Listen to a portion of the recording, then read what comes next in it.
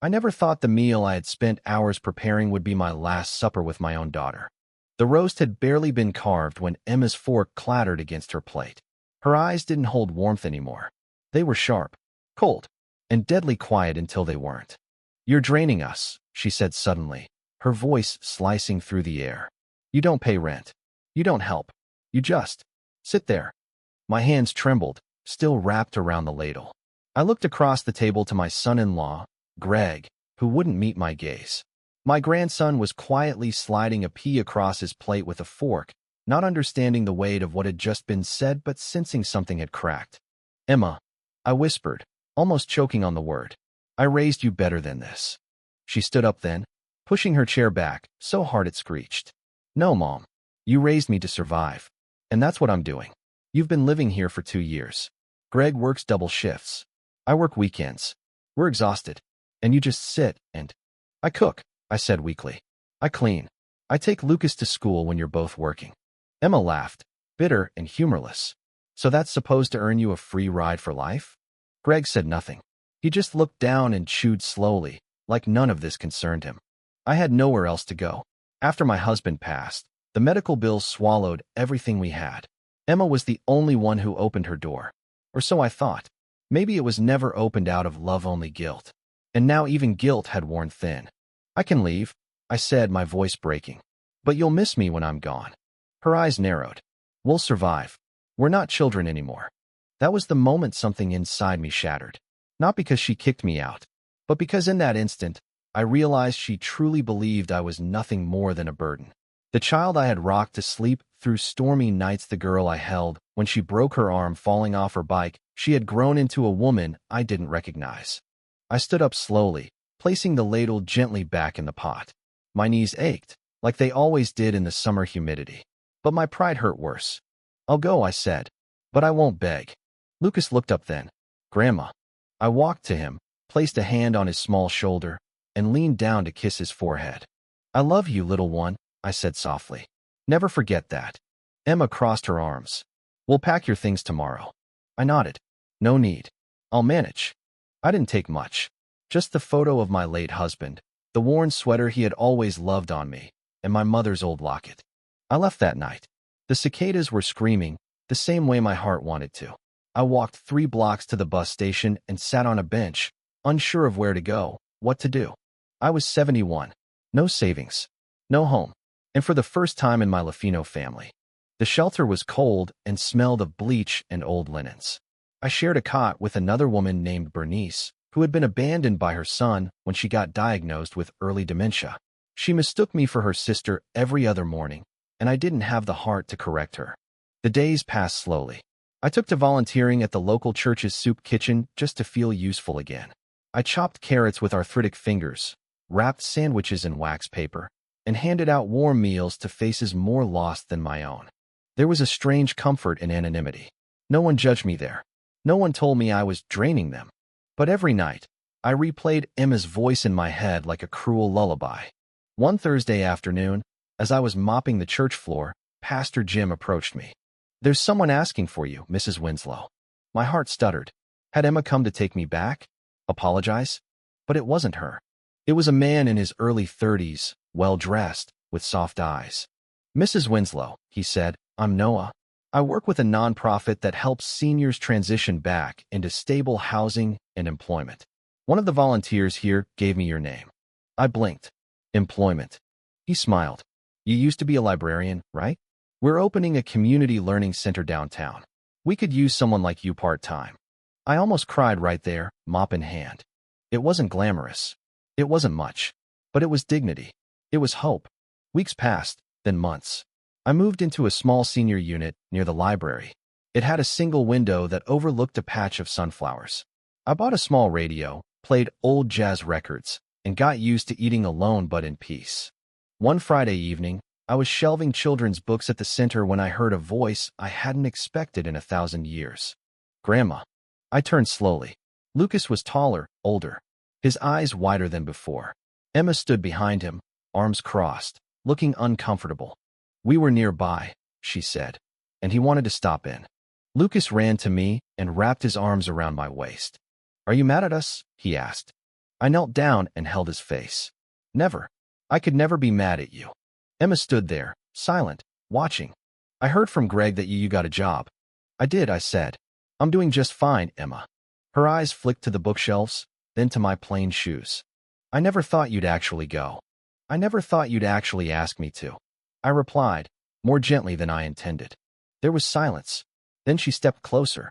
I was overwhelmed, she whispered. I shouldn't have said what I did. But you meant it. She didn't deny it. Still, she said, Lucas misses you. He cries at night. Greg, he's been distant. Marriage is hard, I said. I know that now. I wanted to reach out, forgive, forget. But forgiveness isn't a switch, it's a door. And doors open slowly when they've been slammed shut. Lucas tugged at my arm. Will you come to my school play next week? I wouldn't miss it, I said.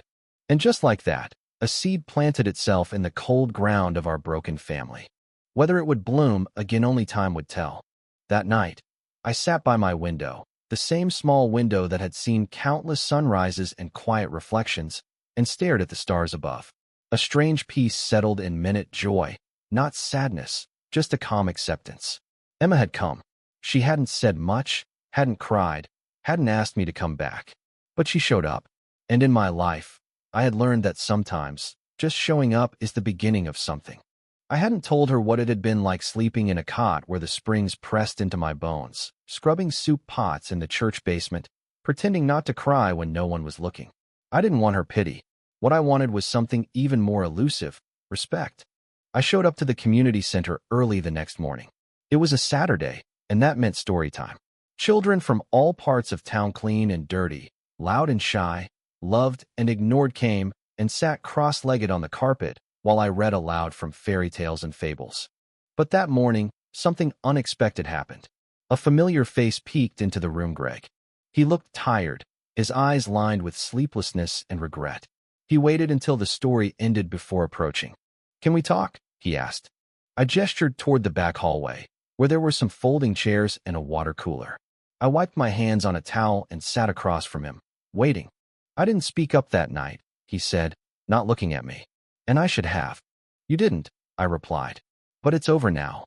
No, he said. It's not. You need to know the truth. I stared at him, puzzled. Emma was seeing a therapist. She was under a lot of pressure, not just from work. Her father, your husband, is passing hit her harder than she let on. She never processed it. She kept it all inside. And when you moved in, I think part of her felt like she was being watched, judged, like she was still trying to live up to you. That's not how I meant to make her feel, I said quietly. I know that. And deep down, I think she knows that too. But grief makes people ugly sometimes. And pride makes it worse. There was a long pause. I've been sleeping on the couch for a month, Greg said. She hasn't forgiven herself. Neither have I whispered, for letting her believe she wasn't loved. Greg stood, hesitated, then placed something on my lap. It was a folded sheet of paper. I opened it slowly. It was a drawing. Crayon on lined notebook paper. A house with 2 trees. 3 people standing outside. One short, one medium, one taller with curly gray hair. Lucas made it, he said. He said it's Grandma's house with the sunflowers. Tears welled in my eyes. I traced the crayon lines gently. Tell him I'll hang it above my bed. I will. Greg turned to go, but paused again. You're not alone, you know. I know, I said. But it took losing everything to see that. The week passed in a blur of books, laughter, and cautious hope. I found myself humming in the mornings again, something I hadn't done since I first moved in with Emma. There was a lightness in my step, even though my knees still ached. Something was shifting. Healing, maybe. Or just softening. The night of the school play arrived, and I wore my best cardigan, the one with the tiny blue flowers that my husband used to call Sunday pretties. I walked slowly to the elementary school auditorium, the halls filled with bulletin boards and the smell of pencil shavings and glue sticks. I saw Emma before she saw me. She stood near the back, arms folded tight, scanning the crowd nervously. Lucas was already backstage, peeking out from behind the curtain in his cardboard astronaut costume. When our eyes met, she took a hesitant step forward. You came, she said. I said I would. She looked down, then back up, her voice barely above a whisper. You look happy. I am, I replied. Hurt, but healing. Emma bit her lip, a gesture I hadn't seen since she was a teenager, trying to hold back tears. I brought you something, she said, reaching into her purse. It was a key. To the house. I asked. No, she said, then smiled faintly. To your old cedar chest. I locked it years ago after Dad died. I thought I'd forgotten what was inside. But Lucas found it in the attic. He said, Mom, why did Grandma hide all the treasure? I laughed softly, a genuine laugh. It's mostly old letters and quilts. Maybe, she said, but it's also pieces of you. And I think I need to know those pieces again. We stood in silence for a moment, until the lights dimmed and the curtains began to rise. Lucas stepped onto the stage, his voice ringing out clear and proud. To the moon. And back again. The audience clapped. Emma's hand brushed against mine. I didn't pull away. A week later, Emma came to my apartment. She brought soup, the same kind I used to make her when she was sick. She didn't ask to stay. She didn't talk much. She just sat with me, in the quiet, as the radio played soft jazz in the background. I was angry, she said eventually. Not at you. At life. At how it turned out. At how I never got to say goodbye to Dad properly. I nodded. And then you came to live with us, and I felt like I was failing in front of you every day. You weren't, I said. You were surviving.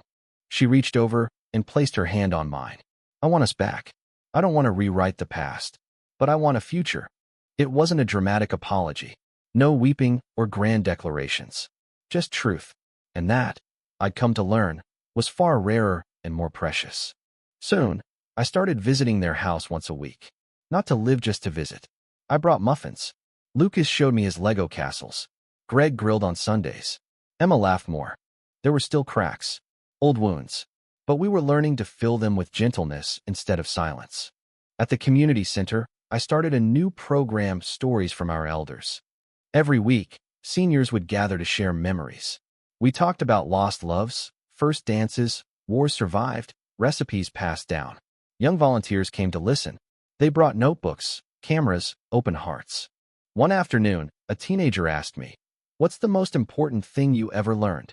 I thought for a moment, then said, "Love doesn't always look like we expect it to. Sometimes it's loud, and sometimes it leaves. But real love, the kind that's worth waiting for, always finds its way back. And when it does, you have to be ready to open the door." The first time I returned to their house for dinner, everything felt both familiar and foreign. The wallpaper hadn't changed. The same family portraits hung on the wall, and the aroma of roast chicken filled the air. Only this time, Emma had made it. Lucas opened the door with a grin. "Grandma, you smell like cinnamon." "I brought snickerdoodles," I smiled, lifting the cookie tin. Greg took my coat and helped me to my seat at the table. Emma had even set out the nice china, something she rarely did, even for birthdays. We ate together, cautiously at first, like tiptoeing on cracked ice. But then Lucas started telling a wild story about a raccoon that had gotten into his school trash can, and just like that, the ice melted. Laughter replaced silence. Emma even rolled her eyes and nudged my elbow when Greg spilled water, trying to pour it without getting up. After dinner, as I was drying dishes beside her at the sink, Emma handed me a towel without speaking. The steam from the water fogged the window, casting a soft haze over the night outside. "Do you remember when I burned Dad's birthday cake?" she asked suddenly. I chuckled. "You were 10. You insisted on doing it all by yourself. You scraped off the top and told him it was a fancy caramel glaze. He believed it," I smiled. "Or pretended to."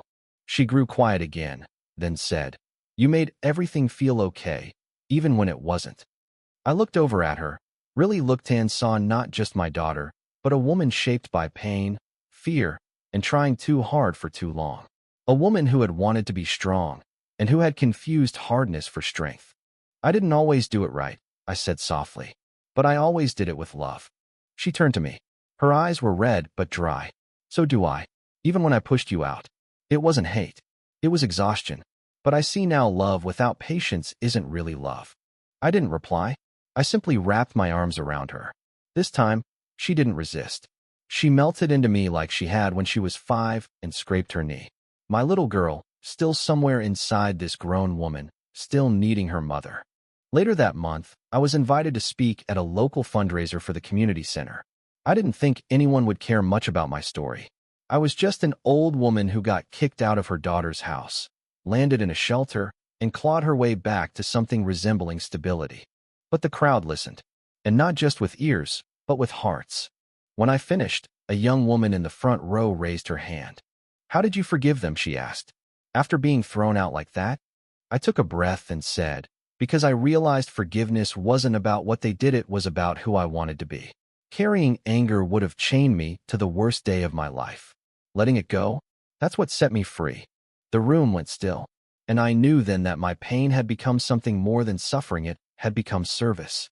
After that speech, the center asked me to lead a weekly support group for older women facing family estrangement.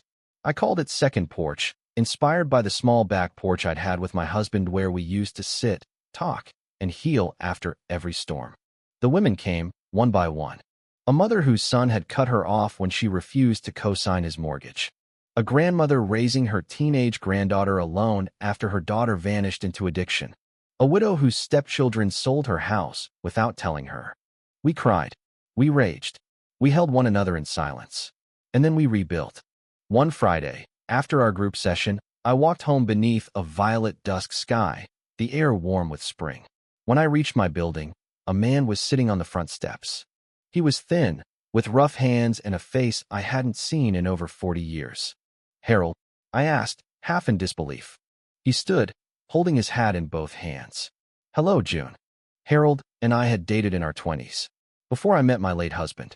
Before the real weight of life began. We had been sweet and clumsy and full of dreams. And when we parted ways, it wasn't bitter, it was just life taking us down different roads. He had heard me speak at the fundraiser. Didn't even know I lived in the city. Said he almost left without saying anything. But something told him not to. We sat on the steps, catching up for hours. I told him about Emma. He told me about losing his wife 10 years back and how he'd been adrift ever since. The past didn't come back like a ghost, it came like an old friend you didn't realize you'd missed. Over the next few months, Harold and I started meeting regularly. Coffee on Wednesdays. Park bench chats on Sundays. Sometimes he came to Second Porch, not to talk but to listen, quietly, as if collecting stories to guard them with his life. Emma noticed. "Are you dating?" she asked one afternoon as she helped me hang laundry on the balcony. I gave her a look. "I'm not dead." She laughed. "No, you're glowing." I hadn't realized I was. But I was. Not because of Harold. Not because of reconciliation. But because I had reclaimed my place in the world. My worth wasn't tied to who needed me. It was tied to who I chose to be, even when no one was looking. Then came a day I hadn't expected. Emma called in tears. "Mom, I need help." Her voice was small, younger than I remembered. "Greg left," she said. "He said he needs space. That I'm too hard." I didn't ask questions. I simply said, "Come over." When she arrived, she sat on my worn couch, curled up like she did in high school when boys broke her heart. "I thought I had it all together," she said. "But maybe I never did." "You don't have to," I said. "None of us do." She looked at me, really looked. "How did you do it, Mom? How did you raise a kid, lose a husband, lose everything, and still manage to forgive me?" I thought for a moment, then answered, "Because I knew what it felt like to lose myself. And I didn't want you to lose yourself too." She started to cry. Not loud, not dramatic. Just steady tears that came from a place of deep release. And I did what mothers always do, I held her. Not to fix her, just to remind her she wasn't alone. Over the following weeks, Emma came to visit more often. Sometimes with Lucas, sometimes alone. She didn't always have something to say sometimes, she just needed to sit near me and breathe.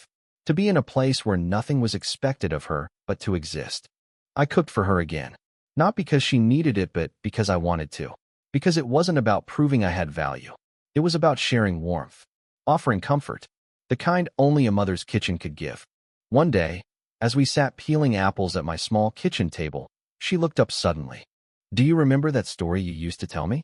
About the tree that let the boy climb it, then gave him its apples, then its branches, and finally its trunk?" I smiled. "The giving tree." She nodded slowly. "I hated that story growing up.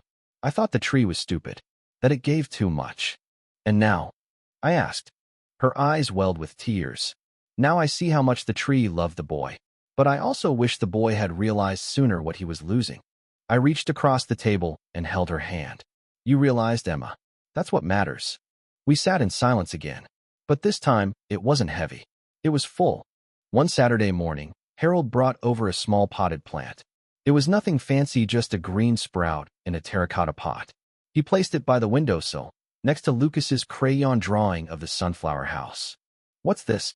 I asked. "A peace lily," he said. "Thought it suited the place." "Because it's quiet?" "No," he said, smiling. "Because it survives the dark and still blooms." I didn't know then how important that plant would become. 3 months later, Lucas's school asked if I would come read to the class for Grandparents' Day. I almost said no, worried it would stir things in Emma that still needed time to settle. But when I mentioned it to her, she said, "You have to go. He's been talking about it for weeks." So I went. Lucas introduced me like I was a celebrity. "This is my grandma. She reads the best stories and bakes cookies that don't burn." The class laughed, and I did too. I read Charlotte's Web aloud, and as I read the words about friendship, sacrifice, and change, something stirred in me. I had come full circle from telling stories to Emma at bedtime to sharing them with her child in a classroom full of eager faces. After class, Emma pulled me aside. "He's happier," she said. "He asks about you every day. I think he understands more than we give him credit for." "He's a good boy," I said. "He gets that from you," she whispered. It was the kind of thing you say when you've finally learned how to say thank you without actually saying the words. In the summer, Emma invited me to stay for a weekend. Just 2 nights. Not because I needed a place, but because she wanted me there. I brought cinnamon rolls and an old photo album. That first evening, we sat out back on lawn chairs while Lucas ran barefoot through the sprinkler. Emma leaned her head on my shoulder. "You know," she said, "some people live their whole lives never seeing their parents as human. Just roles. Just givers. I'm sorry it took me so long." I kissed the top of her head. "You found your way back. That's enough for me." The last chapter of the story wasn't dramatic.